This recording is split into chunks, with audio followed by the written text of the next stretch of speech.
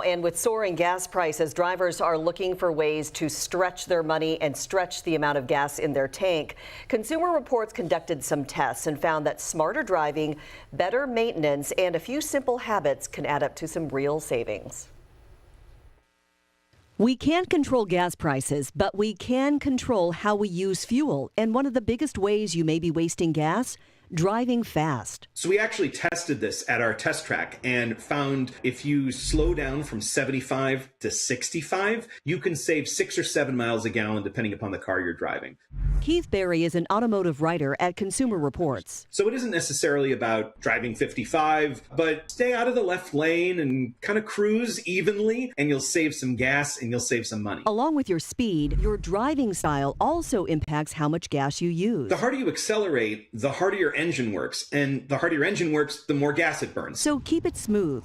Gentle acceleration and steady driving will save on gas, along with less wear and tear on your engine, brakes, and tires.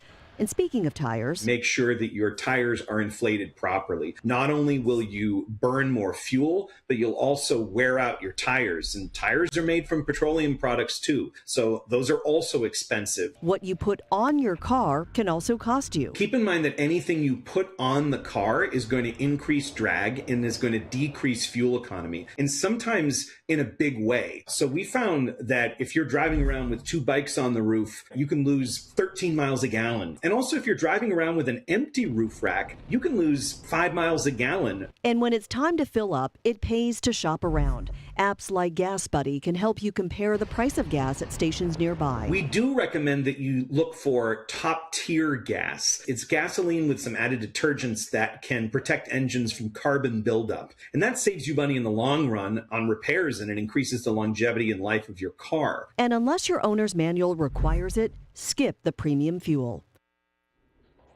Other question that some people have is, does turning on your AC burn more fuel? Consumer Reports said it might save you a little bit if you don't use the AC, but overall not a big deal. Interesting. Yeah. This is the one that my wife and I talked about over the weekend. Sport mode. I don't know if anybody's car has the kind of driving. Yeah. I like it in sport mode because I can, I don't know, for a variety of reasons. And she's like, no, gas prices, so we flip it off. And I'm thinking, well, that probably does save some gas. I wonder if, do you have the eco mode or anything like that? Right, eco mode and so we're always trying to get to that EV, mode. I have a hybrid, so. Anything to save a little bit of money at this point. It's a big deal. Yeah, I mean, I'm trying to go as long as I can before I have to fill up again. Right, exactly. Good news is I just checked AAA gas prices. Prices are remaining steady You're right. at this time, so that's good.